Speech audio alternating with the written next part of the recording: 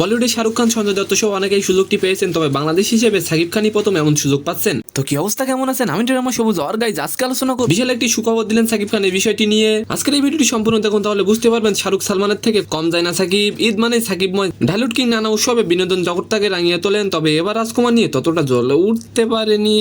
ঈদ শেষ করে অন্য ছবি শুটিং করছেন তিনি, আর এরই মধ্যে আরেকটি বিশাল সুখবর পেলেন সাকিব। আপনি যদি সাকিবের চেলাবেলা ভক্ত হেটার সাকিবের ছবি কোনোদিন ভুল করেও যদি দেখে থাকেন, তাহলে অবশ্যই ভিডিওটিতে একটি লাইক দিয়ে যাবেন। এর আগে আপনারা অনেকে হয়তো শুনেছিলেন সাকিব আমেরিকায় বসত গড়বেন, কিন্তু সম্প্রতি খবর হলো সংযুক্ত আরব আমিরাতের সম্মানজনক গোল্ডেন ভিসা পাচ্ছেন সাকিব। শনিবার 4 মে বিষয়টি নিশ্চিত করেছেন নির্মাতা অনন্য মামুন সাকিবকে নিয়ে দুবাইয়ের বিভিন্ন কার্যক্রম পরিচালনা করছেন এবং আরো কিছু করার চিন্তা ভাবনা করছেন। আপনারা হয়তো বোরিং হয়ে যাচ্ছেন, ওয়েট 5 সেকেন্ড গান শুনে নিন।